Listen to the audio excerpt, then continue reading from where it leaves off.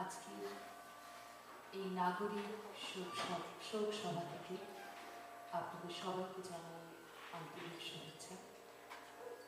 আমরা এখানে সমবেত হয়েছি সময় আমাদের মধ্যে থেকে যে সমস্ত মৃত্যুঞ্জয়ী প্রাণ কেড়ে নিয়ে গেছে,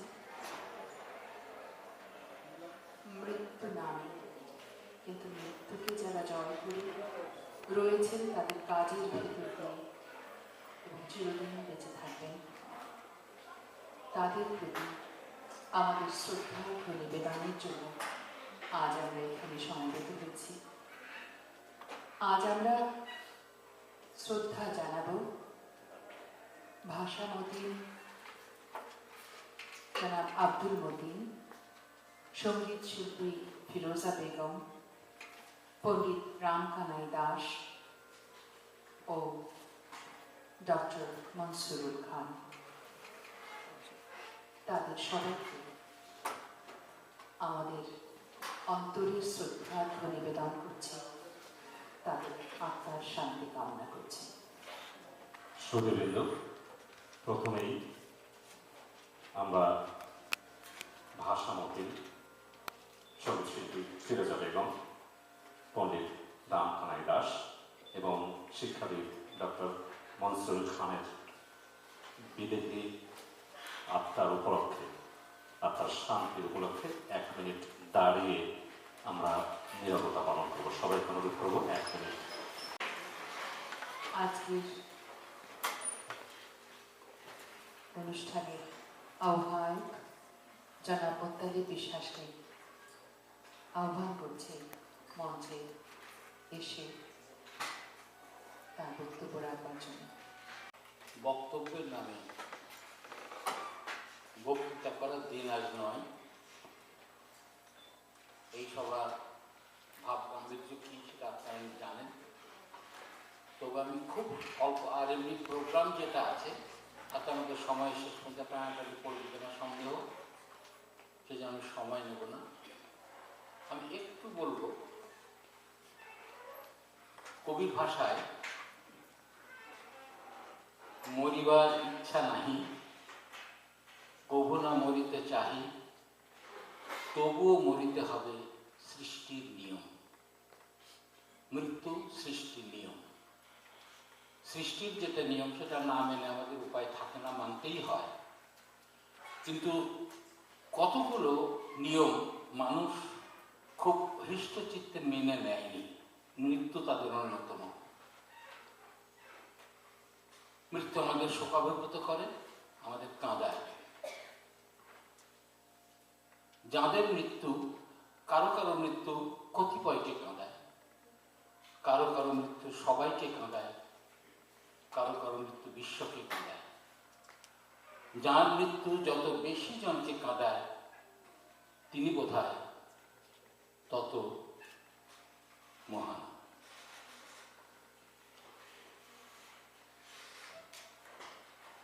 আমরা সমবেত হয়েছি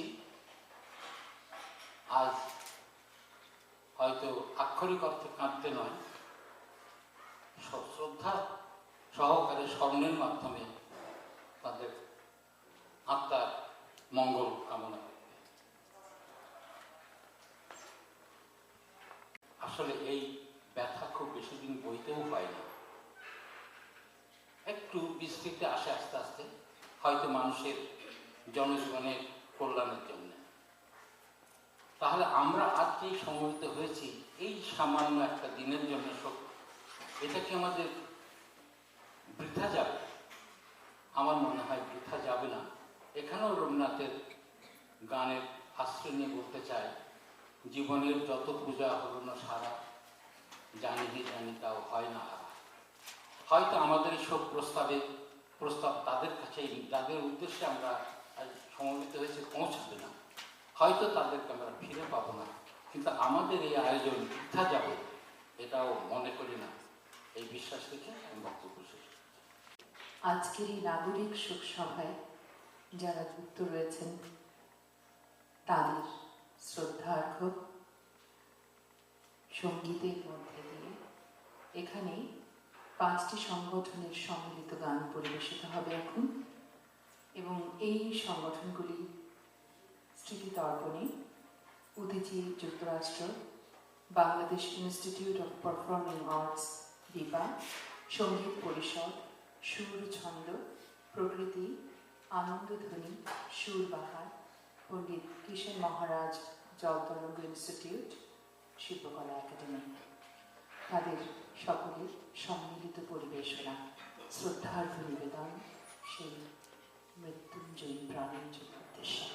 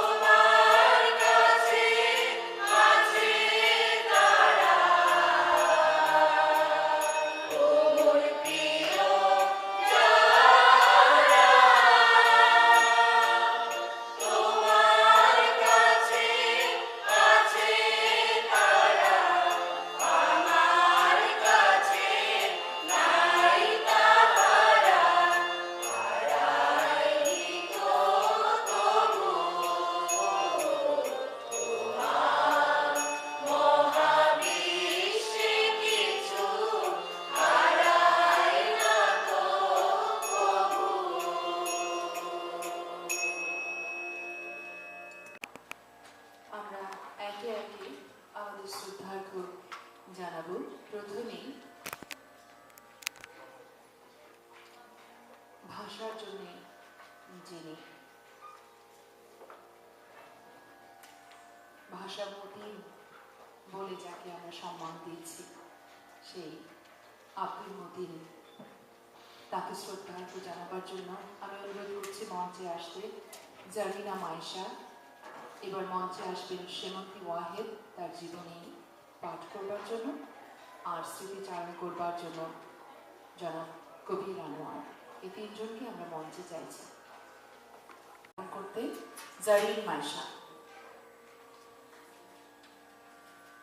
ভাষা সৈনিক আব্দুল মতিনকে গভীর শ্রদ্ধায় স্মরণ করছি।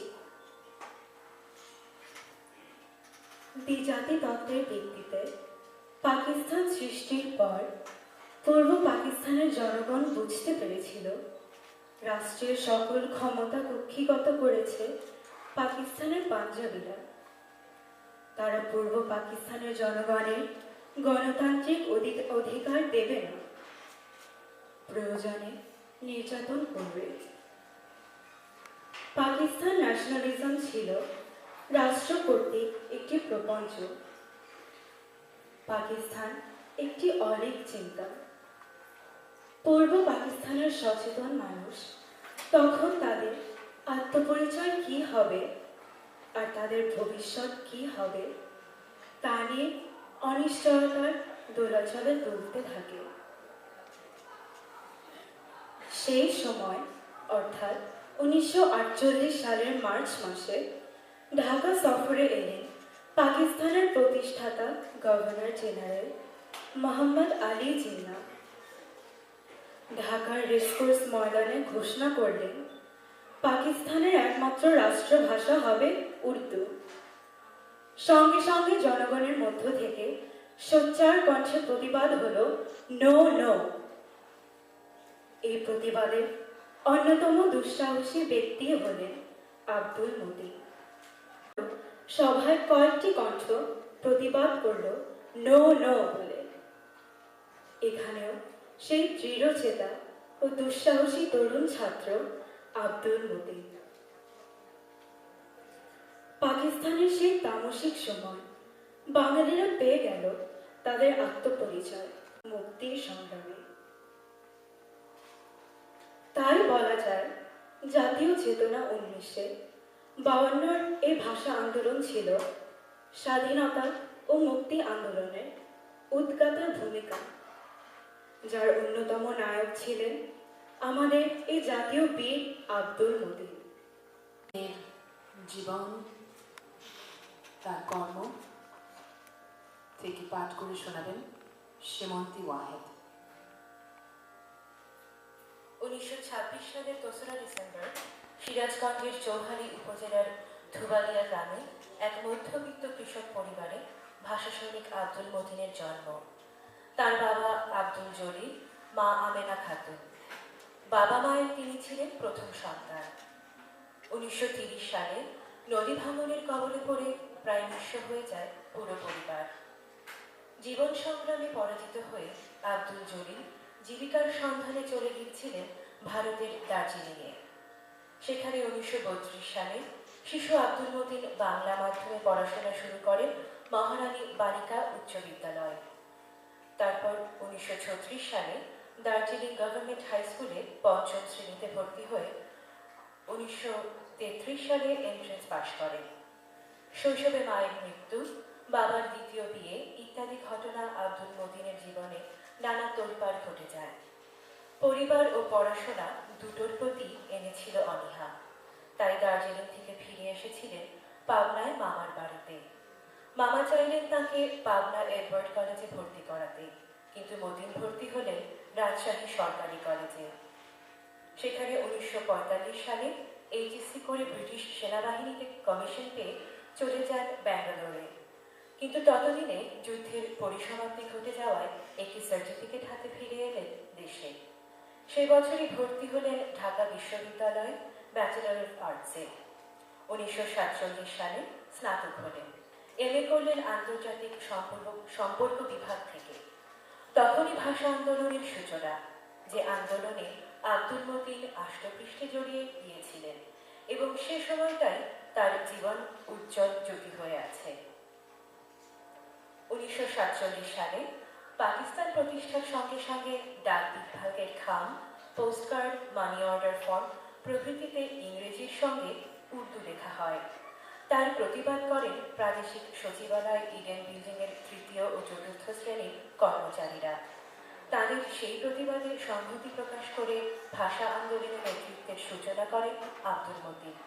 উল্লেখ্য, রাষ্ট্রভাষা করার পক্ষে আন্দোলনের আগে জনমত গঠনের কাজটি ছিল খুবই গুরুত্বপূর্ণ।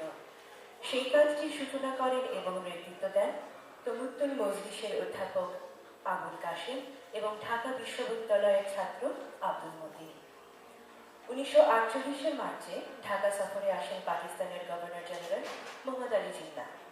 রেসকোর্স ময়দানের জনসভায় রাষ্ট্রভাষার প্রশ্নে জিন্নাহ যে স্বেচ্ছাচারী ঘোষণা দেন তা শুনে শ্রোতাদের মধ্য থেকে যারা নো নো ধ্বনিতে তোলেন, আব্দুল মতিন ছিলেন তাদের একজন।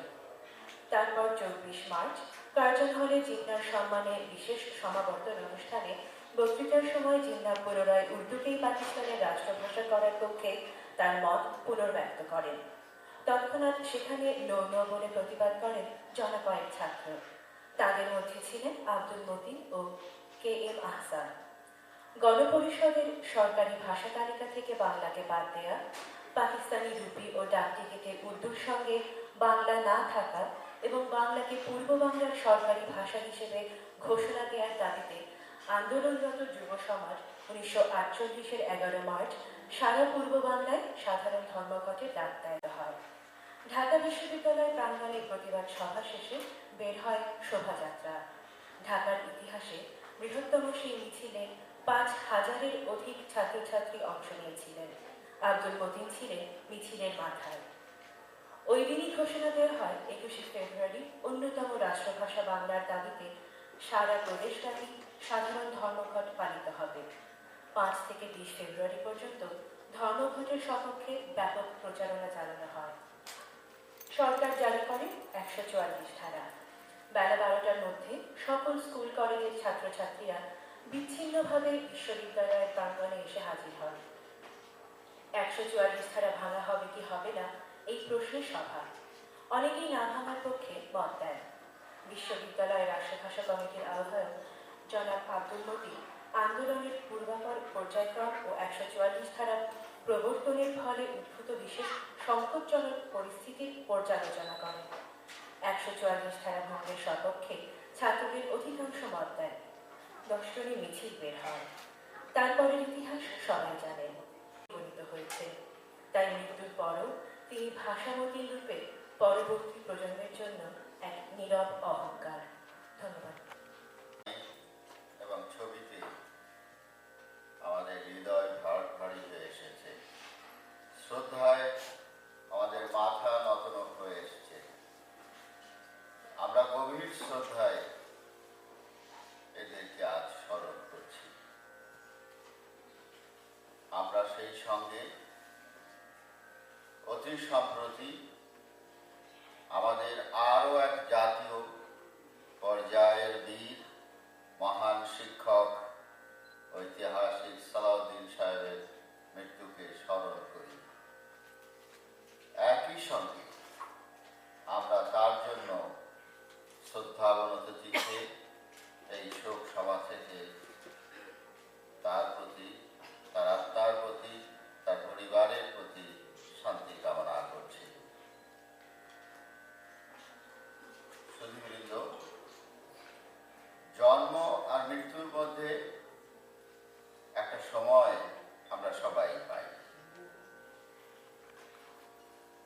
জন্মাবার পরে জীবনে যে সবচেয়ে বড় সত্যটি, সেটি হইল মানুষের জন্য তো বটেই, পৃথিবীর সকল প্রাণীর জন্য যে মরতে হবে।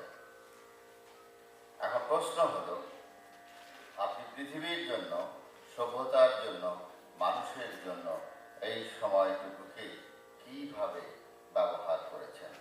আপনি মৃত্যুকে কিভাবে জয় করেছেন?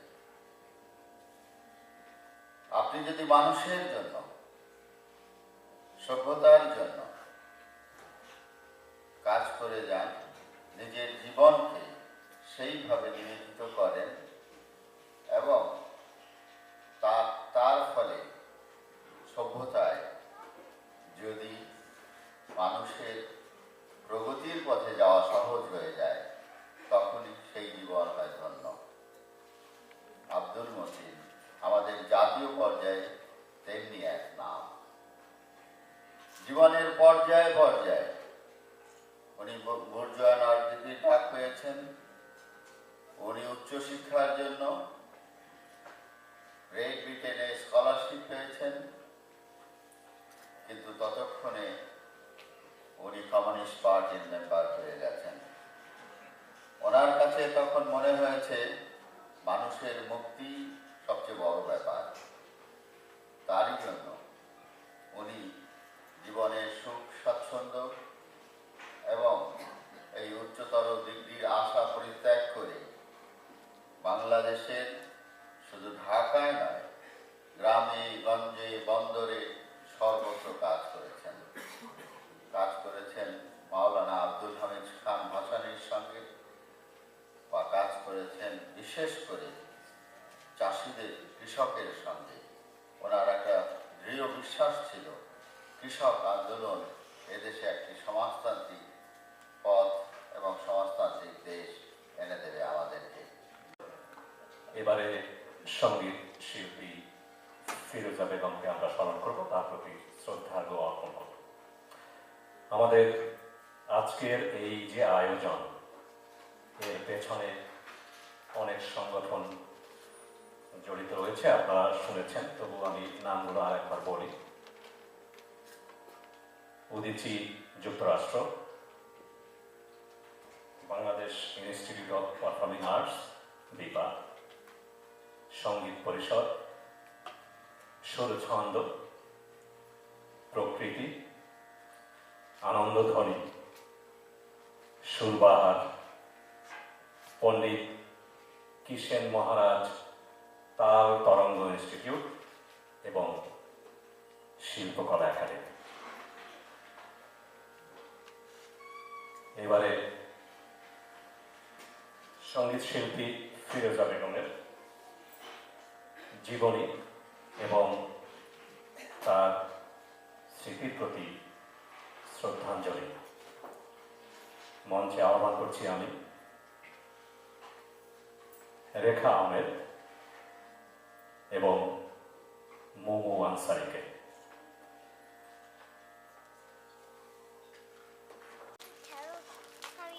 সঙ্গীত জগতের অনন্যা ফিরোজা বেগমকে শ্রদ্ধাঞ্জলি। আজ আমাদের সশ্রদ্ধ প্রণতি গ্রহণ করো যশস্বী সঙ্গীত সাধিকা। তোমার মহাপ্রয়াণে আমরা শোকাভিভূত। এই নশ্বর পৃথিবী ছেড়ে চিরদিনের জন্য চলে গেলেও তুমি আমাদের হৃদয় মন জুড়ে বিদ্যমান। তোমাকে জানাই আমাদের অন্তরের সর্বোচ্চ শ্রদ্ধা। আমরা জানি মুখে গুলি ফোটার পরই তোমার কণ্ঠে গান ফুটেছিল। বলা হয়ে থাকে তুমি কথা বলেছ যত, গান গেয়েছ তার চেয়ে অনেক বেশি। গানই যেন ছিল তোমার নিজেকে প্রকাশ করার মাধ্যম। সঙ্গীত জগৎকে সমৃদ্ধ করার জন্যই যেন জন্ম হয়েছিল তোমার। অযত মানুষ তোমার সঙ্গীত সুসময় মুগ্ধ হয়েছে। আমাদের শ্রবণ ও মননকে মোহাবিষ্ট করে রেখেছে তোমার গাওয়া গানের সুরের ইন্দ্রজাল।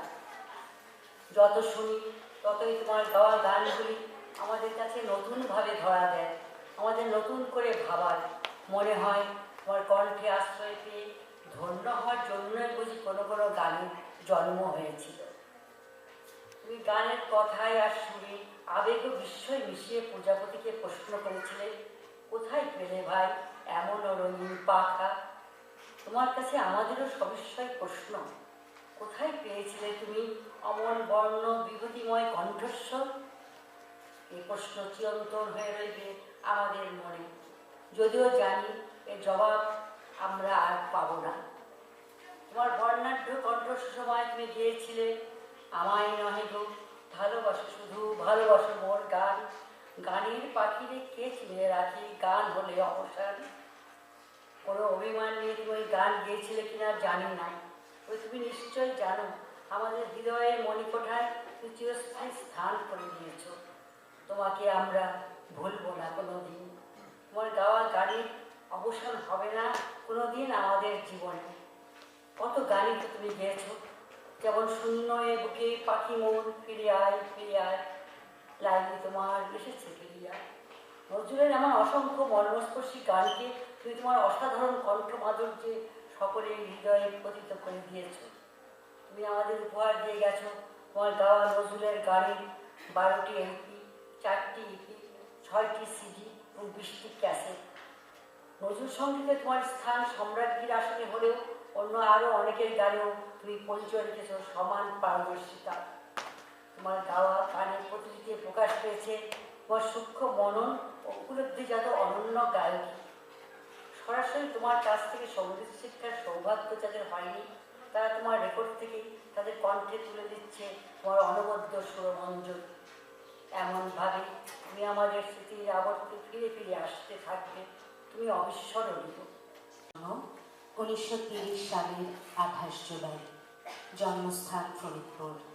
বাবা খান বাহাদুর মোহাম্মদ ইসমাইল ছিলেন প্রখ্যাত আইনজীবী। মা ককবুন্নেসা বেগম ছিলেন সঙ্গীতানুরাগী ও সুমিষ্ট কণ্ঠের অধিকারিণী। কি স্কুল কি কলেজে প্রথম বাদে দ্বিতীয় হওয়ার অভিজ্ঞতা খুব কমই হয়েছে তাঁর জীবনে। ষষ্ঠ শ্রেণীতে পড়ার সময় অল ইন্ডিয়া রেডিওতে গান গেয়ে সাড়া ফেলেছিলেন ফিরোজা। খুব অল্প বয়সে নামজাদা গ্রামোফোন কোম্পানি HMV থেকে তাঁর রেকর্ড প্রকাশ করে তাক লাগিয়ে দিয়েছিলেন তিনি। পেয়েছেন কবি কাজী নজরুল ইসলামের দুর্লভ সান্নিধ্য। স্বয়ং জাতীয় কবির কাছ থেকে গানের তালিম নিয়েছেন। 9 বা 10 বছর বয়সে কবি কাজী নজরুল ইসলামের সঙ্গে প্রথম সাক্ষাৎ। অল ইন্ডিয়া রেডিওর সুনীল বোস একটা অনুষ্ঠানে ফিরোজা বেগমের গান শুনে মুগ্ধ হয়েছিলেন।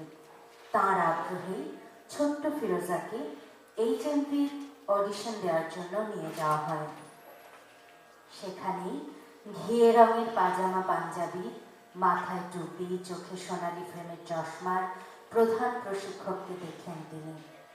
নিতান্ত অনিচ্ছার সঙ্গে গান ধরলেন, যদি পরাণে না জাগে আকুল পিয়াসা। প্রধান প্রশিক্ষক বললেন, এতটুকু মেয়ে এই গান তুমি কোথায় শিখলে? ফিরোজা বেগম তখনও জানেন না এই মানুষটাই কাজী নজরুল ইসলাম। সেদিন কমল দাশগুপ্তের সঙ্গেও প্রথম দেখা হয় তার। কমল তখন 25-26 বছরের তরুণ। পরে এই মানুষটিরই সহধর্মিণী হন ফিরোজা বেগম। 1942 সালে প্রথম গানের রেকর্ড বের হয় তাঁর HMV থেকে। কাজী নজরুল ইসলামের প্রধান সহযোগী চিত্তরঞ্জন রায় সব ব্যবস্থাই করলেন। তখনও লং প্লে আসেনি। 78 RPM বের হলো তাঁর প্রথম রেকর্ড। একদিকে ছিল মোর আঁখি পাতে, অন্যদিকে ছিল মরুর বুকে জীবনধারা কে বহালো। কলকাতার খবরের কাগজগুলোতে ফলাও করে প্রকাশিত হয় ফিরোজা বেগমের গানের খবর। সুস্থ কাজী নজরুল ইসলামের সান্নিধ্য পান তিনি প্রায় 2.5 বছর। একটা সময় কবি কাজী নজরুল ইসলামের গানের আলাদা কোনো নাম ছিল না। বিদ্রোহী কবির গানকে নজরুল সঙ্গীত নামে পরিচিত করানোর পেছনে মুখ্য ভূমিকা রেখেছিলেন ফিরোজা বেগম। গ্রামোফোন কোম্পানি HMV ফিরোজা বেগমের গান দিয়েই প্রথম নজরুল সঙ্গীতের একক লং প্লে প্রকাশ শুরু করেন। কবি নজরুল অসুস্থ হওয়ার পর ফিরোজা বেগমই নজরুল সঙ্গীতের প্রথম স্বরলিপিকার। নজরুল সঙ্গীতের শুদ্ধ স্বরলিপি ও সুর সংরক্ষণের জন্য তাঁকে করতে হয়েছে কঠিন সংগ্রাম। পৃথিবীর বিভিন্ন দেশে এ পর্যন্ত 380টির বেশি একক অনুষ্ঠানে গান করেছেন তিনি। নজরুল সঙ্গীত ছাড়াও তিনি গেয়েছেন আধুনিক গান, গীত, গজল, কাওয়ালি, ভজন, হামদোলা। এ পর্যন্ত তার 12টি LP, 4টি EP, 6টি CD ও 20টিরও বেশি অডিও ক্যাসেট বেরিয়েছে। নজরুল সঙ্গীতে অসামান্য অবদানের স্বীকৃতি স্বরূপ দেশে বিদেশে পেয়েছেন অসংখ্য পুরস্কার। স্বাধীনতা পদক 21 পদক, নেতাজি সুভাষচন্দ্র পুরস্কার, সত্যজিৎ রায় পুরস্কার, নাসির উদ্দিন স্বর্ণপদক, বাংলাদেশ শিল্পকলা একাডেমি স্বর্ণপদক, সেরা নজরুল সঙ্গীত শিল্পী পুরস্কার, নজরুল একাডেমি পুরস্কার, চুরুলিয়া স্বর্ণপদক, বর্ধমান বিশ্ববিদ্যালয় সম্মানসূচক ডিলিট, মেরিল প্রথম আলো আজীবন সম্মাননা পুরস্কার। জাপানের অডিও প্রযোজনা প্রতিষ্ঠান সিবিএস থেকে পেয়েছেন গোল্ড ডিস্ক। নূরজাহান চাঁদ সুলতানা, মোর প্রিয়া হবে এসো রানী, নয়ন ভরা জলগ তোমার, তুমি সুন্দর তাই চেয়ে থাকি, আমি চিরতরে দূরে সরে যাব, নজরুলের এমন অনেক কালজয়ী গানের মাঝে অমর ও অক্ষয় হয়ে থাকবে। শ্রদ্ধা জানাবো এমন একজন মানুষকে যার কণ্ঠে মাটির গান বাতাসের সাথে মিশে এই বিশ্ব ব্রহ্মাণ্ডের সাথে মিশে যায়। তার গান মানুষের মর্ম মূলে পৌঁছায়। বাংলার গান, বাঙালির গান, পণ্ডিত রামকানাই দাস। আমি মঞ্চে অনুরোধ করছি আসবার জন্য, শ্রদ্ধাঞ্জলি জানাতে সাবিনা হাই উর্বি, পণ্ডিত রামকানাই দাসের জীবন নিয়ে কথা বলবার জন্য ডাকছি জনাব কৌশিক আহমেদ, তার স্মৃতিচারণ করবার জন্য ডাকছি দুলাল ভৌমিক, সেই সাথে রয়েছেন তার দুই সুযোগ্য দৌহিত্রী পারমিতা মুমু ও শ্রুতিকণা দাস। আমি তাদেরকে বিনীতভাবে অনুরোধ জানাচ্ছি মঞ্চে আসবার জন্য। সুরের পথিক পণ্ডিত রামকানাই দাস শ্রদ্ধাঞ্জলি। সুনামগঞ্জের শালদা উপজেলার পেরুয়া গ্রামে 1935 সালের 15 এপ্রিল লোকসঙ্গীতের সাধক বাবা রসিকলাল দাস ও মা দিব্যময়ী দাসের ঘরে আলো করে জন্মেছিলেন পণ্ডিত রামকানাই দাস। সঙ্গীতের প্রচণ্ড আকর্ষণে প্রথাগত শিক্ষাকে পেছনে ফেলে এগিয়ে গেছেন সুরের সাধনায়। প্রকৃতি থেকে শিক্ষা গ্রহণ তার কোনোদিনই থেমে থাকেনি। ছেলেবেলার শোকার্ত মায়ের কান্নার সুরও তার কাছে প্রতীয়মান হয় শুদ্ধ কল্যাণের সুর হিসেবে। অতি ছোট বয়সে যাত্রা দলে যোগ দিয়ে যাত্রা দলের নানা শিক্ষায় তিনি হয়ে ওঠেন বৃদ্ধ। যাত্রা দলের গীত রচনা, সঙ্গীত পরিচালনা, হারমোনিয়াম, তবলা বাজানোতে তিনি পটু হয়ে ওঠেন এবং এসব শিক্ষা আর অভিজ্ঞতা তার মনকে সুশিক্ষিত করে তুলেছিল। পরিণত বয়সে সিলেট থেকে ব্রাহ্মণবাড়িয়া আসা যাওয়া করে সেখানকার গুণীজনদের কাছ থেকে, বিশেষত ওস্তাদ উমেশ দাসের কাছে উচ্চাঙ্গ সঙ্গীতের তালিম নিয়েছেন নিরলসভাবে। আজীবন অনুসন্ধিৎসু রামকানাই দাস জীবনের শেষ দিন পর্যন্ত শেখার সুযোগ খুঁজেছেন। পণ্ডিত রামকানাই দাসের মধ্যে সঙ্গীতের দুটি সুরধারা এসে মিলিত হয়েছে, একটি লোকসঙ্গীতের ধারা এবং অন্যটি অবশ্যই রাগ সঙ্গীতের ধারা। উচ্চাঙ্গ সঙ্গীত পরিবেশনায় পণ্ডিত রামকানাই দাস ছিলেন অত্যন্ত সংযমী। অযথা দৈর্ঘ্য না বাড়িয়ে সুসংবদ্ধভাবে গিয়ে রাগটিকে শ্রোতাদের মনে এঁকে দিতেন সুচারুভাবে। বাংলাদেশের আনাচে কানাচে শুদ্ধ লোকসঙ্গীত চর্চার প্রচলনে পণ্ডিত রামকানাই দাসের ভূমিকা অনস্বীকার্য। পুরাতনী বাংলা গান নিয়ে দীর্ঘদিন কাজ করেন পণ্ডিত রামকানাই দাস। এই গানকে নাগরিক শ্রোতাদের কাছে জনপ্রিয় করতে বিশাল ভূমিকা রাখেন। পল্লী অঞ্চলের বাউলা, মালজোড়া, ঘাটু, উড়ি গান বিষয়ে দক্ষতা এবং বিপুল জ্ঞান সংগ্রহেও সক্ষম হয়েছিলেন এই গুণী সঙ্গীতজ্ঞ। রামকানাই দাস উচ্চাঙ্গ সঙ্গীতে পারদর্শিতা অর্জন করলেও পরিণত বয়সে রবীন্দ্রসঙ্গীতের একজন সুদক্ষ প্রশিক্ষক হয়ে ওঠেন এবং জীবনের শেষ প্রান্তে এসে লোকসঙ্গীতের সিডি প্রকাশ করে সঙ্গীত বোদ্ধাদের তাক লাগিয়ে দেন। তাঁর গাওয়া গান নিয়ে প্রকাশিত অ্যালবামগুলো হল বন্ধের বাঁশি বাজে, সুরধ্বনির কিনারায়, পাগলা মাঝি এবং অসময়ে ধরলাম পারি। 2014 সালে রামকানাই দাস 21 পদকে ভূষিত হন। বাংলা একাডেমির সম্মানসূচক ফেলোশিপ, 2012-তে মেরিল প্রথম আলো আজীবন সম্মাননা, city cell channel I music award সহ শতাধিক পুরস্কারে সম্মানিত হয়েছেন। তাঁর প্রতিষ্ঠিত সঙ্গীত পরিষদ বিশ্ববিদ্যালয়টি সিলেটের শুদ্ধ সঙ্গীত শিক্ষার একটি পীঠস্থান হিসাবে সুধীমহলে পরিগণিত হয়ে আসছে। 71-এ মুক্তিযুদ্ধের সময় বিভিন্ন শরণার্থী শিবিরে গান গেয়ে সবার মনোবল সমুন্নত রাখার কাজ করেছেন রামকানাই দাস। বাংলাদেশ উদীচী শিল্পী গোষ্ঠীর সিলেট শাখায়ও পণ্ডিত রামকানাই দাস সঙ্গীতের প্রশিক্ষণ দিয়েছেন। 6 দশক একটানা সুরের জগতে ভেসে নিঃশব্দে বিদায় নিলেন পণ্ডিত রামকানাই দাস। চলে গেলেন না ফেরার দেশে বিগত 5ই সেপ্টেম্বর 2014 শুক্রবার রাত 10:50 আমরা তার স্মৃতির প্রতি জানাই গভীর শ্রদ্ধা। পণ্ডিত রামকানাই দাসের জীবন থেকে কথা বলবেন কৌশিক আহমেদ।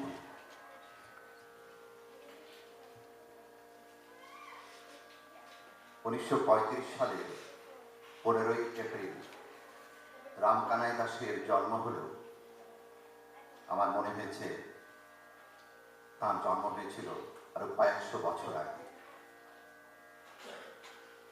তার মুখ থেকে শোনা তার পূর্বপুরুষের কাহিনী, একজন প্রকৃতি প্রেমিক যিনি তার জীবনের প্রতিটি মুহূর্তে প্রকৃতি থেকে শিক্ষা গ্রহণ করেছেন এবং সেই শিক্ষা যে কত খাঁটি ছিল তা আমরা পরবর্তী পর্যায়ে দেখতে পেরেছি। সেই কারণেই আজ আমরা এখানে সমবেত হয়েছি তাকে স্মরণ করতে। রামকানাই দাস কেবল তার মা এবং বাবার কাছ থেকে শিক্ষা অর্জন করেন সঙ্গীত বিষয়ে। তিনি বলেছিলেন তার দাদা, তিনিও গানের প্রতি ছিলেন সম্পূর্ণ নিবেদিত। তিনি বলেছিলেন তার বাবার বাবা, তিনিও ছিলেন গানের প্রতি সম্পূর্ণ নিবেদিত, এবং তারও বাবা, এরা ছিলেন তাদের জীবনের ধ্যান জ্ঞান সবকিছু ছিল গানের ভেতরে, সুরের ভেতরে। এই কথা যখন শুনি তখন বুঝতে আর কোনো অসুবিধা হয় না যে রামকানাই দাসের রক্তের প্রতিটি কণিকায় ছিল সুরের ধারা। তিনি তার বইতে লিখেছেন, যখন আমরা হারমোনিয়ামে সা তুলি এবং সেই সুরে ধরে রাখি, সমস্ত পৃথিবীর সুর, হাজার হাজার সুর সেইখানে এসে জড়ো হয়। অর্থাৎ ওটাই হচ্ছে একেবারে মৌলিক জায়গা, যে সারগামের সা, এটাই হচ্ছে তার সুর। অর্থাৎ তিনি একেবারে শিকড়ে, একেবারে মূল জায়গায় স্পর্শ করেছেন। তার মা গান গাইতেন, তার বাবা গান গাইতেন, সেটা তিনি শুনেছেন, সেটা তিনি দেখেছেন। তিনি গান গাইতেন না, তারা গান লিখতেন। তার জীবনের অন্যতম টার্নিং পয়েন্ট। এরপর উনি হঠাৎ করে সুযোগ এসেছিল তাঁর জ্ঞানপ্রকাশ ঘোষের রেকর্ড শোনা। উনি বললেন যে আমি এতদিন তো লোকসঙ্গীত নিয়েছিলাম, কিন্তু শাস্ত্রীয় সঙ্গীত, উচ্চাঙ্গ সঙ্গীত যে কত সুমধুর হতে পারে সেটা জানতাম না যতক্ষণ আমি জ্ঞানপ্রকাশ ঘোষের রেকর্ড শুনেছি। এটা ছিল তার জীবনের আরেকটি টার্নিং পয়েন্ট। চর্চা কিন্তু থেমে থাকেনি, চর্চা চলছিল, এবং তার ভেতরের যে প্রকৃত গুণাবলী ছিল সে কারণে উনি সিলেট রেডিও থেকে ডাক পেলেন এবং সেখানে যোগ দিলেন তবলা বাদক হিসেবে। এটা ছিল তার জীবনের আরেকটি টার্নিং পয়েন্ট। সিলেট বেতারে কাজ করতে করতে তার সুযোগ হলো ঢাকায় ওয়াহিদুল হকের সাথে দেখা করার।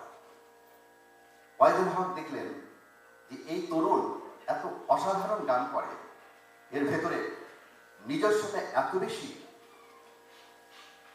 প্রকট যে একে ধরে রাখতে হবে। তিনি রাম কানাই দাসকে গানের দীক্ষা দিতে শুরু করলেন। রাম কানাই দাস বলছেন এটা তার জীবনের আরেকটি টার্নিং পয়েন্ট। সময়ের পরিক্রমায় তার সুযোগ আসলো মুন্সি উকিলের সাথে বাজানো। মুন্সি উকিলের গান শুনে উনি এতই অভিভূত হলেন, উনি বলছেন যে আমার এগিয়ে যাওয়ার পথে যতগুলো বিষয় গতি সঞ্চার করছে মুন্সি উকিলের গান তার অন্যতম। কিন্তু এই যে শহরে চলে এলেন সিলেটে, তারপর ঢাকায়, তারপর বাংলাদেশের বিভিন্ন অঞ্চলে ঘুরেছেন, এই জিনিসগুলো কিন্তু তার ক্ষতি করেছে। কেমন ক্ষতি করেছে? উনি বলছেন আমি লোকসঙ্গীত থেকে একটু দূরে চলে গেলাম, মনে হলো উচ্চাঙ্গ সঙ্গীতেই বুঝি আমার আসল আশ্রয়। কিন্তু রবীন্দ্রনাথের লেখা পড়তে গিয়ে তার মনে হলো যে রবীন্দ্রনাথ কিন্তু বলছেন যে লোকসঙ্গীত হচ্ছে আমাদের আসল উৎসের জায়গা। আমার যা কিছু আছে আমি যখন সুর দিই তখন আমার মাথার মধ্যে কাজ করে লোকসঙ্গীতের আসল সুর। রাম কানাই দাসের কথা বলতে গিয়ে সবসময় মনে হয় এমন সোনার মানুষ আর কি হবে। এবারে পণ্ডিত রাম কানাই দাসের সাথে ব্যক্তিগত স্মৃতিচারণ করবেন সঙ্গীত শিল্পী দুলাল ভৌমিক। সঙ্গীতের গুরু পণ্ডিত রাম কানাই দাসের সাথে আমার সাক্ষাৎটা বড় একটা ভিন্ন একটা সময় হয়েছিল, যে সময়টা তার সাথে আমার সাক্ষাৎ করার কথা ছিল না। 1966 সাল, আমি তখন সিলেটের এমসি কলেজে পড়ি। সিলেটে তখন যাত্রা হচ্ছে ভাগ্যলক্ষ্মী অপেরা, ব্রাহ্মণবাড়িয়া থেকে সেই দলটি এসছে। আমি তখন কিছুটা তবলা বাজাই, কারণ ছোট সময় বাড়িতেই আমার গান বাজনার প্রশিক্ষণ শুরু হয়েছিল আমার মায়ের কাছে। মা বাবা দুজনেই গান বাজনা করতেন। যেহেতু আমি বৈষ্ণব সম্প্রদায়ের পরিবারে জন্ম নিয়েছিলাম, সন্ধে হলে পরে আমাদের বাড়িতে সেই কীর্তনের আসর এই সমস্ত থেকে শুরু হয়। তো যখন আমি তবলা বাজানো শুরু করেছি এবং শেখা শুরু করেছি একদম প্রথাগতভাবে ওস্তাদ কামেশ্বর সিং এর কাছে, তখন এই যাত্রা দলে একজন বিশাল তবলচি এসেছিলেন বরিশাল থেকে, এবং তার নাম ছিল পতিত পাবন নট্য। এরা বিখ্যাত নট্য কোম্পানির মানুষ। আমি আর আমার এক বন্ধু বিষ্ণুপদ ভট্টাচার্য, খুব ভালোবাসি বাজাতে সিলেটে, আমরা সেই পতিত পাবন নট্যের সাথে দেখা করতে গেছি। আমার উদ্দেশ্য যে তার কাছ থেকে যদি কিছু শেখা যায়, কারণ এরা ভ্রাম্যমান মানুষ, আজকে এখানে কালকে ওখানে, এভাবে তারা সময় কাটাতেন। তো সন্ধ্যের সময় সেখানে গেছি। যখন তাদের যাত্রা শুরু হয় তখন আমাকে বললেন যে তুমি কি তবলা বাজাও? আমি হ্যাঁ একটু একটু বাজাই, তো আপনার নাম শুনেছি, আপনার কাছে আমি একটু শিখতে চাই। তখন তুমি কালকে এসো, এখন তো যাত্রা শুরু হয়ে যাবে, তো কালকে এসো। প্রদীপ বাবুর নট্য আমাকে এই কথাটা বললেন। আমরা চলে এলাম বাড়িতে। আমার তখন বয়স 17 বছর বয়স। পরের দিন সেখানে গেছে, দেখি ওই জায়গাতে প্রদীপ পাবন নট্য নেই। জিজ্ঞেস করলাম যে প্রদীপ পাবন নট্য কোথায়? ঠিক ওই জায়গাতে গিয়ে দেখি একজন ভদ্রলোক বসে আছেন এবং মাথা আঁচড়াচ্ছেন, খুব সুন্দর কান্তি, লম্বা চুল। তো বললেন যে কাকে খুঁজতে এসছো তোমরা? বললো ওই যখন প্রদীপ পাবন নট্যকে, সে তো চলে গেছে আজকে সকালবেলা। আমি এসছি, আমার নাম হচ্ছে রাম কানাই দাস, আমি তবলা বাজাই, এখানে বাইন হিসেবে আমি কাজ করি, ওই তার সাথে পরিচয়। সেদিন আমরা তার আমন্ত্রণে আমরা সেখানে যাত্রা দেখলাম এবং তার বাজনা শুনলাম। শুনে দেখলাম যে অসহায় ব্যাপার, অদ্ভুত ব্যাপার। আমি বললাম ওনার কাছেই আমি হাতে খড়ি নেব। এই তার সাথে আমার পরিচয়। তারপর তো তার এই জার্নি, এই পথ পরিক্রমা, আমাকে প্রথম উনি ছাত্র হিসেবে গ্রহণ করলেন সিলেটে। যাত্রা দলে এখানে সেখানে তার এই ভ্রাম্যমান জীবনে একটা সময় স্থিরতা এলো। সিলেট রেডিওতে জয়েন করলেন এসে, তখন সিলেটে গান বাজনার চর্চাটা খুব প্রবল আকার ধারণ করেছিল। আমরা অনেক যুবক সম্প্রদায় যারা, এর মধ্যে আমি, আকরামুল ইসলাম, সুবীর নন্দী থেকে শুরু করে আমরা সবাই একসাথে একই বয়সের সবাই আমরা একদম শেখা শুরু করলাম। শুরু হলো আমাদের যাত্রা। কিন্তু রামকানাইদা উনি এমন একটা পর্যায়ে চলে গেলেন ধীরে ধীরে, গানের জগতে চলে আসলেন, তবলাটাকে কোনো সময় গান করেননি। আমার সবচেয়ে বেশি আনন্দ যেটা, সেটা হচ্ছে আমার গুরু আমারই একটা সিডিতে উনি মুখবন্ধ লিখেছিলেন, কিন্তু সেই সিডিটা এখন পর্যন্ত আমি রিলিজ করতে পারিনি, সেটা লঞ্চিং হয়নি। কথা ছিল যে তার হাত দিয়ে সেটা হবে, সেটা হয়নি। সেটা একটা দুঃখ এবং আনন্দ হচ্ছে এখানেই যে দীর্ঘদিন তার সাথে আমার বিচ্ছেদ ছিল, কারণ আমার জীবনটা ছিল একটা বোহেমিয়ান টাইপের। হঠাৎ করে আমি ইংল্যান্ডে চলে এলাম, তারপরে মাঝে মাঝে যখন যেতাম তখনই আমাকে বাড়িতে চলে আসতেন, আমাদের সিলেটের বাড়িতে, এবং এসে আমাকে প্রশিক্ষণ দিতেন। আমেরিকাতে চলে এলাম, ওই একই ব্যাপার, শুধু বারবার একটা কথা বলতেন যে সময়টা কিন্তু চলে যাচ্ছে খুব দ্রুত, তুমি সময়টা নষ্ট করে ফেলছো, উপদেশ দিতেন। এখানে এসো, আবার শুরু করলাম। তারপর বিভিন্ন চাপে আর সেটাকে আর নিয়মিত করতে পারিনি, সেখানে আমার কষ্ট, দুঃখ সবকিছু মিলিয়ে। আর সবচেয়ে পরম দুঃখ যেটা আমার আজীবন আমি বহন করে যাব, যে তার যাওয়ার সময় আমার দেখা হলো না। এবারে যখন উনি চলে যান তখন আমি চলে গেছিলাম ইন্ডিয়া এবং বাংলাদেশের সাথে, ওই সময়টা তার দেখা হলো না তার সাথে।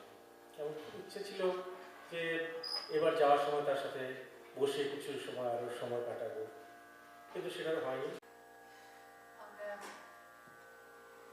এতক্ষণ তার জীবনের যে বিভিন্ন পর্যায় সেগুলি শুনলাম, ব্যক্তিগত স্মৃতিচারণের কথা শুনলাম। সবসময় মনে হয় লালনের কথা, সেই দেশে দেশান্তরে, গ্রামে, পথে পথে আকাশ বাতাস ভাসিয়ে দিয়ে গান গেয়ে যাচ্ছেন। যে লালন প্রভাব ফেলেছিলেন সাংঘাতিকভাবে রবীন্দ্রনাথের উপর। আমার কোথায় জানি পণ্ডিত রামকানাই দাসকে সেই উঁচু মার্গের একজন মানুষ বলে মনে হয়। আজকে আমাদের সৌভাগ্য, আমাদের মধ্যে রয়েছেন তার দুই দৌহিত্রী শ্রুতিকণা দাস এবং পারমিতা মোমো। এবারে আমরা শ্রুতিকণা দাসের কাছে সে তার শ্রদ্ধার্ঘ্য নিবেদন করবে গানে, সঙ্গে পারমিতা মোমো সাহায্য করবে। আমার দাদু পণ্ডিত শ্রী রামকানাই দাস সারা জীবন যেভাবে উনি নিজে শিখেছেন, সবাইকে সেরকম শিক্ষাও দিয়েছেন। শ্রুতি হচ্ছে তাদের মধ্যে ওনার সর্বশেষ ছাত্রী, যার কাছে উনি ওনার লোকসঙ্গীতের এক বিরাট ভাণ্ডার দিয়ে গেছেন। সের মধ্যে সে একটি ছোট একটি গান পরিবেশন করছে।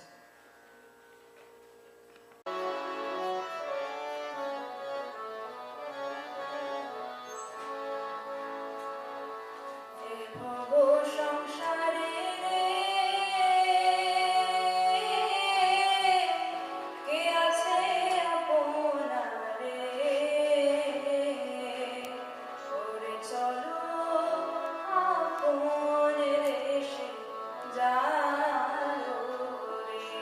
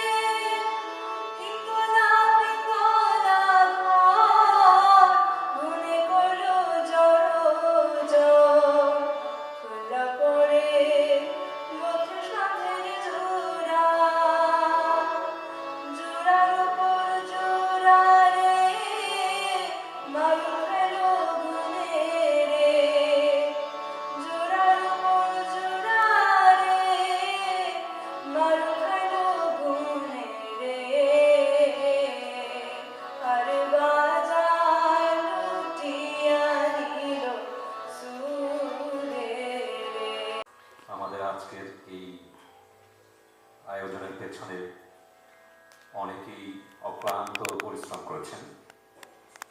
আমরা কৃতজ্ঞতা স্বীকার করছি সাপ্তাহিক বাঙালির কাছে, সাপ্তাহিক বাংলা পত্রিকার কাছে, সাপ্তাহিক বর্ণমালা, সাপ্তাহিক প্রবাস, সাপ্তাহিক আজকাল, সাপ্তাহিক বাংলাদেশ এবং সাপ্তাহিক জন্মভূমির কাছে।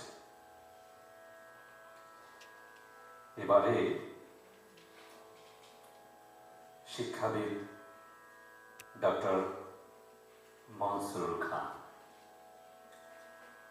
আমরা তাকে স্মরণ করছি, তার অবদানকে আমরা স্মরণ করছি। মঞ্চে আসবেন একে একে, জীবনী নিয়ে আসবেন নীলোফার জাহান। আমাদের মাঝে আজকে উপস্থিত আছেন ডক্টর মনসুরুল খানের সহধর্মিণী নাইমা খান। স্মৃতিচারণ করবেন নাইমা খান এবং এর পরপরই আসবেন তাজুল ইমাম, শিল্পী তাজুল ইমাম। সুধীবৃন্দ, আমাদের এই আয়োজনের পেছনের কথা একটু বলা দরকার। প্রথমে এই আয়োজনটি আমরা শুরু করি ওস্তাদ রাম কানাই দাস গত হবার পর। আমাদের শোকের সাগরে ভাসিয়ে একে একে গত হয়েছেন শিল্পী ফিরোজা বেগম, ভাষা মতে এবং ডক্টর মনসুরুল খান। আমরা তাদের উদ্দেশ্যে আজকের এই মৃত্যুঞ্জয়ী প্রাণগুলোর উদ্দেশ্যে আমাদের আজকের এই শোক সভা, স্মরণ সভা এবং শ্রদ্ধাঞ্জলি অর্পণের সভা। এর সঙ্গে আপনারা জানেন মাত্র 3 দিন আগে জাতীয় অধ্যাপক সালাউদ্দিন আহমেদ আমাদের ছেড়ে চলে গেছেন। এই মঞ্চ থেকে এই শ্রদ্ধাঞ্জলির এই মঞ্চ থেকে আমরা তার স্মৃতির প্রতি জানাই গভীর গভীর শ্রদ্ধা। সুধীমণ্ডলী, মঞ্চে আসছেন ডক্টর মনসুরুল খানের জীবনী পাঠ করতে নীলোফার জাহান। স্মৃতিচারণ করবেন নাইমা খান এবং সবশেষে তাজুল ইমাম। আমি সবাইকে মঞ্চে আসার জন্য বিনীত অনুরোধ করছি। মঞ্চে আসবেন তাজুল ইমাম। প্রথমেই নীলোফার জাহান। সেই শিক্ষাবিদ হিসেবে শিক্ষার প্রচার ও প্রসারে নিজেকে নিবেদিত রেখেছিলেন। শিক্ষাঙ্গনে ডক্টর খান তার মৌলিক চিন্তা চেতনা প্রসূত পদ্ধতি প্রয়োগ করে শিক্ষা প্রদানের ক্ষেত্রে এক নতুন মাত্রা যোগ করেছেন। 1953 সালের 25শে সেপ্টেম্বর চট্টগ্রামের এক সম্ভ্রান্ত পরিবারে তার জন্ম। তার বাবা খানে আলম খান একজন উচ্চপদস্থ সরকারি কর্মচারী ছিলেন। তার মার নাম আরিফাতুন জান্নাত। ছাত্র জীবনে মেধাবী মনসুরুল খান ম্যাট্রিক পরীক্ষায় মানবিক বিভাগে রাজশাহী বিভাগ থেকে 3য় স্থান লাভ করেন। বাংলাদেশ স্বাধীন হওয়ার পর 1972 সালে স্কলারশিপ নিয়ে USSR এ উচ্চশিক্ষার জন্য পাড়ি জমান।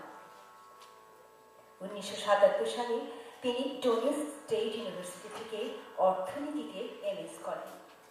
সে বছরই তিনি যুক্তরাজ্যের স্কটল্যান্ডে অধ্যয়নের জন্য যান এবং 1979-তে দ্বিতীয়বারের মতো অর্থনীতিতে আবারও MS করেন। যুক্তরাজ্যে তিনি পলিটেকনিক বিশ্ববিদ্যালয়ে লেকচারারের পদে প্রথম শিক্ষকতা শুরু করেন। পরে 1982 সালে বাংলাদেশে ফিরে ঢাকা বিশ্ববিদ্যালয়ে অর্থনীতি বিভাগে শিক্ষকতা শুরু করেন। পরবর্তীতে তাকে সহকারী অধ্যাপকের দায়িত্ব দেওয়া হয়। ডক্টর মনসুর খান ঢাকা বিশ্ববিদ্যালয় এক্সিকিউটিভ সিন্ডিকেট কমিটির সর্বকনিষ্ঠ সদস্য ছিলেন। 1985 সালে ডক্টর খান ফুল ব্রাইট স্কলারশিপ নিয়ে যুক্তরাষ্ট্রের ভার্জিনিয়াতে আসেন। 1987 সালে তিনি নিউ ইয়র্কের নিউ স্কুল ইউনিভার্সিটিতে অধ্যয়নের জন্য আসেন। এই সময় তিনি হাই স্কুলে শিক্ষকতা করবার সার্টিফিকেট অর্জন করেন। হাই স্কুলে শিক্ষকতা করাকালীন সময় তিনি উপলব্ধি করেন যে শিক্ষা প্রদানের প্রক্রিয়াটি শিক্ষানবিশদের কাছে যথার্থভাবে পৌঁছাতে পারছে না। তিনি অঙ্গীকারাবদ্ধ হয়ে এই প্রক্রিয়াকে ছাত্রছাত্রীদের কাছে সহজভাবে পৌঁছে দেওয়ার ব্রতে কাজ শুরু করেন।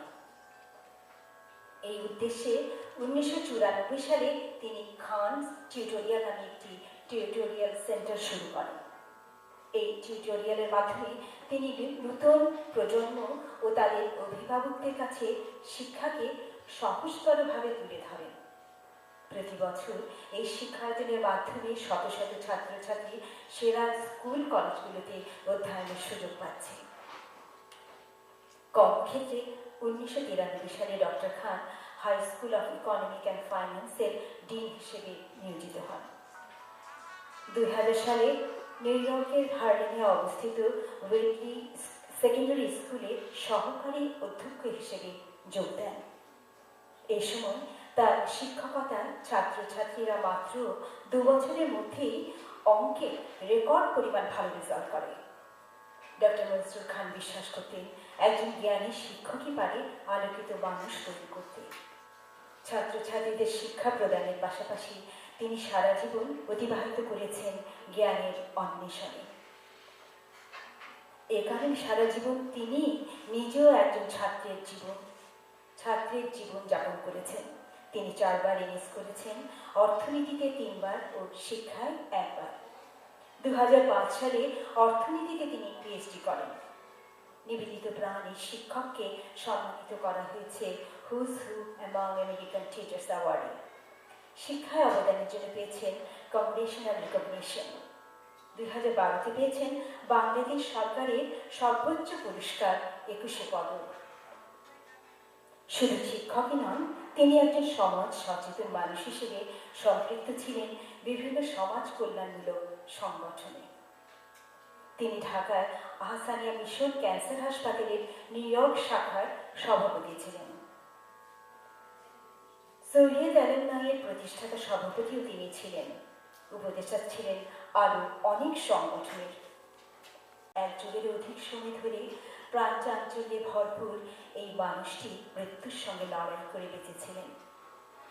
মাল্টিপল মাইলোমা ক্যান্সারের মতন জটিল এই রোগটি নিয়ে তিনি জীবনে বেঁচে থাকার জন্য যে সংগ্রাম করেছেন তা অনেক ক্যান্সার রোগীর কাছে একটি দৃষ্টান্ত।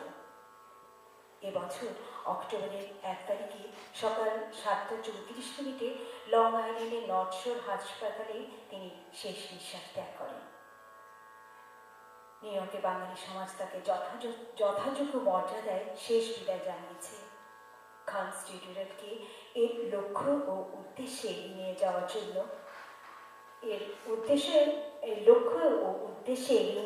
প্রতি কাজ করে চলেছেন তার স্ত্রী লালমা খান ও তার একমাত্র সন্তান ডক্টর ইভান খান। ধন্যবাদ। এবারে ডক্টর মনসুর খানের একমাত্র সন্তান ডাক্তার ইভান খান স্মৃতিচারণ করবেন। ডাক্তার ইভান খান। আমার ওয়াইফ আমাদের খান টিউটোরিয়াল সব টিমের বিহাফে আমরা সবাইকে অর্গানাইজারদেরকে অনেক ধন্যবাদ জানাই। আপনাদের আজকের অনুষ্ঠানটা মানে আসতে পেরে আব্বার অনেকগুলো গল্প মনে হচ্ছে। আব্বার ছবিটা দেখে আব্বাকে এখন আমরা অনেক মিস করি। আপনারা আমার আব্বার সম্বন্ধে অনেক জানেন। আব্বার বায়োগ্রাফি জিওগ্রাফি অথবা আব্বার এডুকেশনাল হিস্ট্রি অথবা আপনার নিজে অনেকজন আব্বার সাথে খুব ক্লোজ সম্পর্ক ছিল। কিন্তু আমি আজকে কয়েকটা তাড়াতাড়ি কয়েকটা ছোট গল্প বলবো আব্বার কালচারাল আর্টসের লাভ নিয়ে। আব্বা অনেকগুলো জিনিস খুব লাভ করতেন। প্রথমে আব্বার স্টুডেন্টস, আপনাদের ছেলে মেয়ে অনেকজন আছে এখানে যারা আব্বার হাতে নিজেই ওরা পড়েছে। তারপরে আব্বা ফ্যামিলিকে খুবই ভালোবাসতেন, আম্মাকে, আমাকে, আমার ওয়াইফকে, আমাদের মেয়েকে। তারপরে community, new York city Bangladeshi community. আমি, আম্মা আর আব্বা প্রথমে নিউ ইয়র্ক সিটিতে আসলাম 1987-এ। আর তার আগে থেকে আমার আব্বার গানের, কালচারাল আর্টস নিয়ে খুবই একটা লাভ ছিল। নিউ ইয়র্কে যখন প্রথম মুভ করলাম আমি আর আম্মা 1987 আব্বাকে জয়েন করলাম এখানে। আমাদের প্রথম একটা দাওয়াত ছিল, একটা অনুষ্ঠান আমাদের একটা আঙ্কেলের বাসায় রিহার্সালের জন্য। তখন আমাদের কমিউনিটি বেশ ছোট ছিল, আর আমাদের তখন শুধু একটা মাত্র হয়তো বা বাংলাদেশ সোসাইটি, তখন একটা মাত্রই একটা অর্গানাইজেশন ছিল। তো কোন আঙ্কেলের বাসায় যে প্রত্যেক শনিবার আমাদের রিহার্সাল হতো এরকম সুন্দর সুন্দর গানের অনুষ্ঠান, যেখানে এতগুলো সুন্দর গান হলো, আমরা সব ছোট ছোট ছেলেমেয়েরা এখানে দাঁড়ায় দাঁড়ায় গান করতাম। তো তখন থেকে আব্বার এই কমিউনিটির সাথে কালচারাল আর্টস নিয়ে খুব একটা কানেকশন হয়ে গেল। এখনো মনে আছে তখন সময় নিউ ইয়র্ক থেকে একটা শনিবারে রবিবারে নিউ জার্সি যাওয়া, একটা অনুষ্ঠান করে আসা অথবা নিউ জার্সিতে একটা অনুষ্ঠান দেখে আসা অনেক একটা বিগ ডিল ছিল আমাদের সবার জন্য। তো নিউ ইয়র্ক থেকে আমরা সবাই মিলে একটা জায়গায় মিট করে সবাই মিলে গাড়ি নিয়ে ফলো করে করে করে যেতাম নিউ জার্সিতে অনুষ্ঠান করে আসতে। আপনাদের অনেকজন মনে আছে বস্টনে 1989-এ আমাদের ফোবানের অনুষ্ঠানে, সম্মেলনে, আমাদের প্রথম একটা সম্মেলনে নিউ ইয়র্কের পরেরটা সবাই মিলে গেলাম। তো এরকম অনেকগুলা অনুষ্ঠানে আব্বা গেল।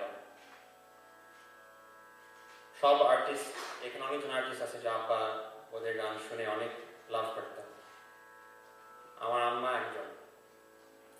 যখন এই অনুষ্ঠানে আম্মা যখন বাসায় প্র্যাকটিস করতেন আব্বা খুবই প্রাউড থাকতেন আর বলতো, তুমি তোমার মতো যদি আমি প্র্যাকটিস করতে পারতাম আমিও আর তোমার মতো আরো অনেক ভালো গান পারতাম, তুমি বেশি করে প্র্যাকটিস করো, আম্মাকে বলতো।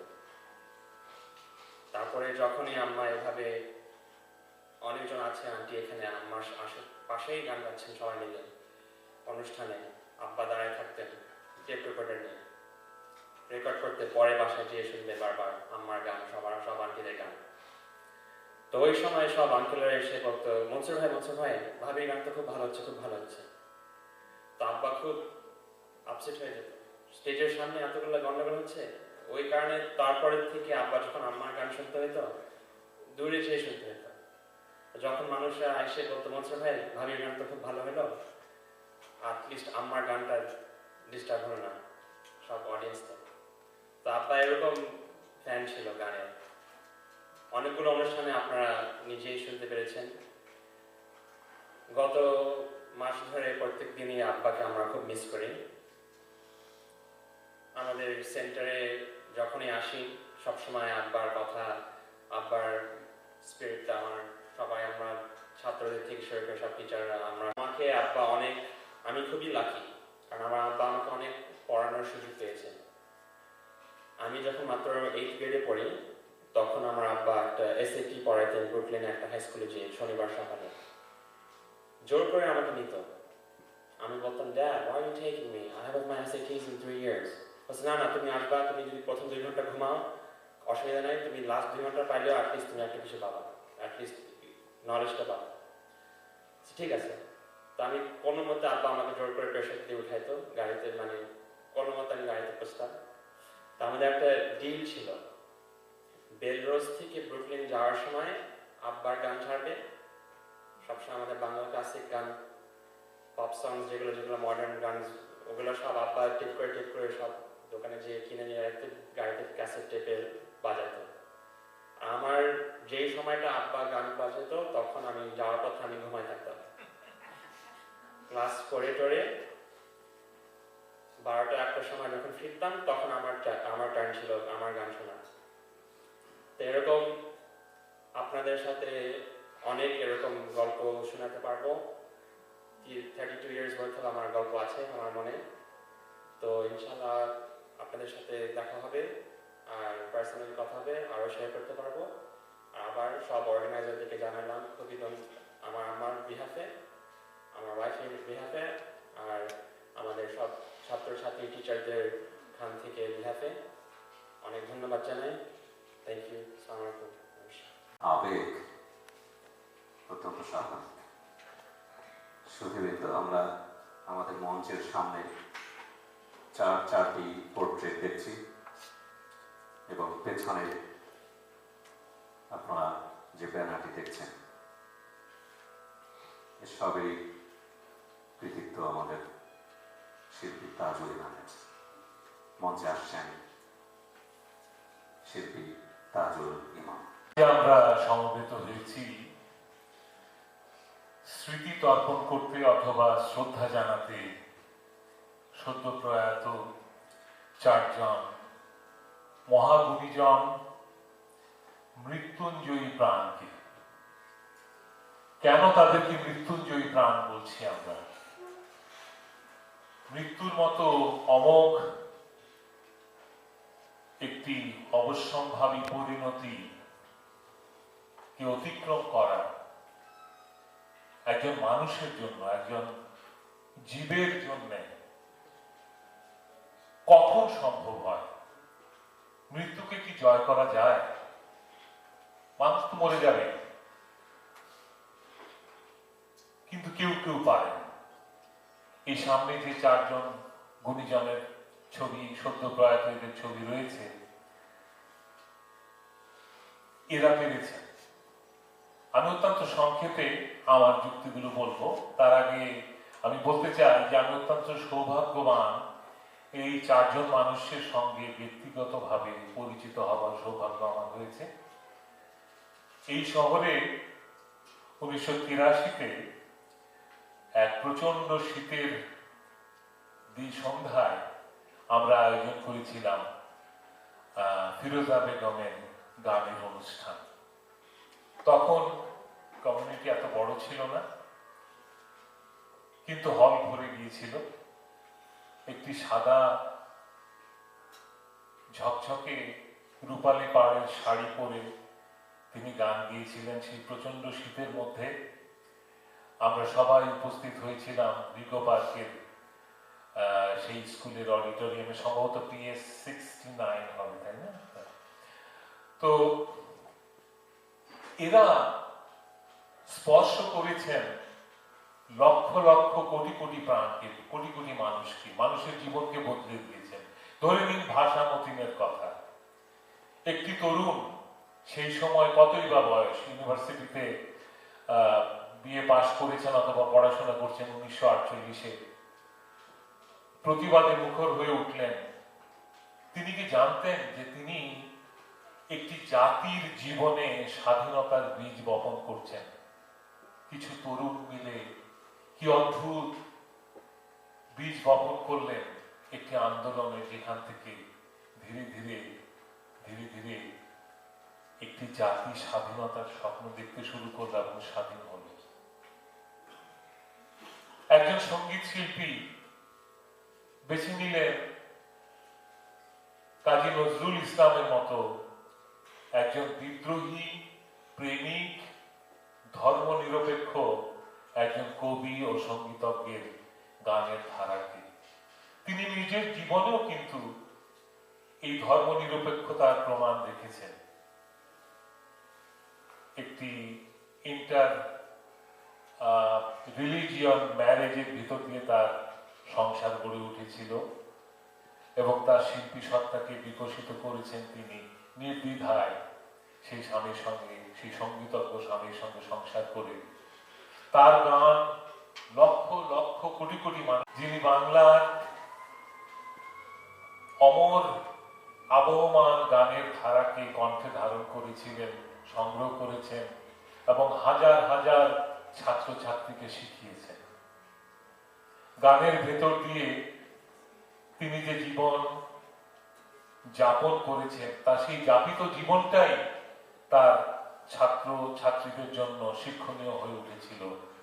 তার ব্রত, তার সাধনা আমাদের অন্তরের মধ্যে অনুপ্রেরণা জাগিয়েছিল। আর আরেকজন শিক্ষক, যিনি নিজে পণ্ডিত ব্যক্তি, অধ্যয়ন করেছেন, তার অধীত বিদ্যা, তার মেধা ও মনন দিয়ে তিনি হাজার হাজার ছাত্রকে স্পর্শ করেছেন, তাদের জীবনকে বদলে দিয়েছেন। সদা চঞ্চল প্রাণোচ্ছলী মানুষটিকে প্রতিদিন দেখতে পেতাম জ্যাকসন হাইটসে, আমাদের মনসুর ভাই।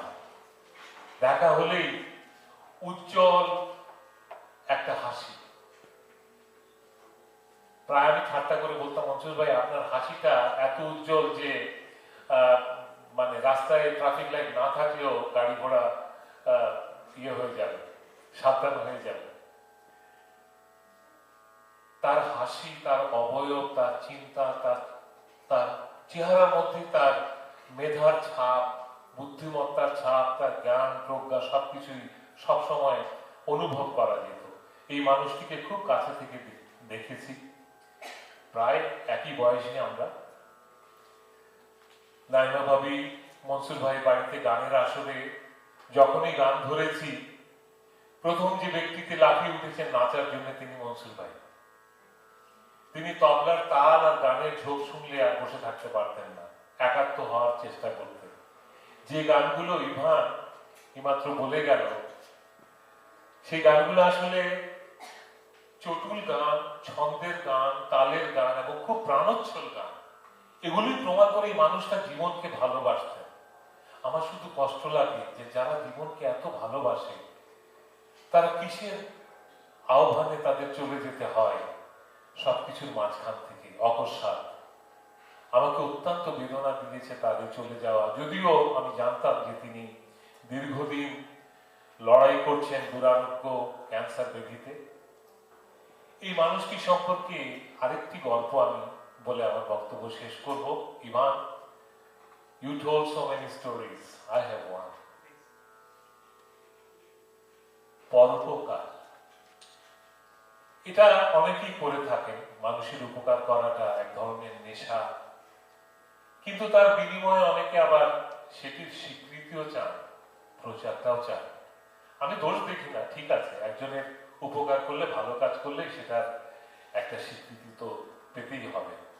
কিন্তু যে মানুষটি নিভৃতে নীরবে উপকার করেছেন এবং কখনো সেটা মেনশন করেননি, কখনো কাউকে সরবে জানাননি, সেরকম একটি উপকারের ভোক্তা আমি এবং আমার স্ত্রী স্বপ্না ইমাম আমার সামনে বসে আছেন।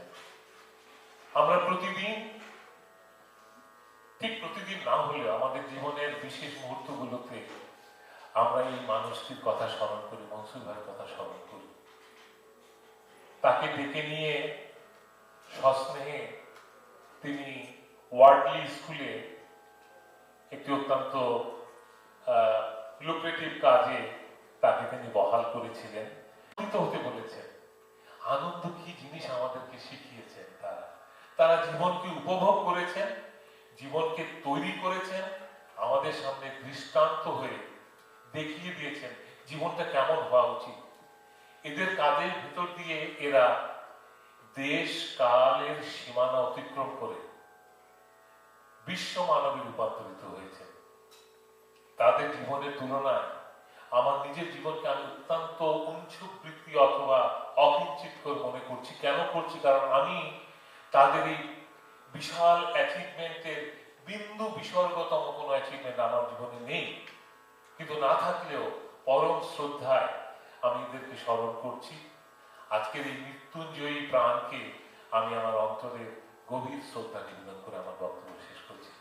আমরা এই নাগরিক শোক সভার শেষ প্রান্তে পৌঁছেছি।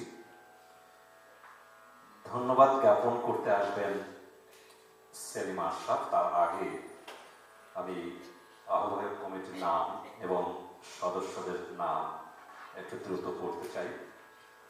এই আয়োজনের, এই মহতী আয়োজনের আহ্বায়ক ছিলেন জনাব মোত্তালিব বিশ্বাস, যুগ্ম আহ্বায়ক কবির আনোয়ার এবং সেলিমা আশরাফ, সদস্য সচিব আমি জীবন বিশ্বাস,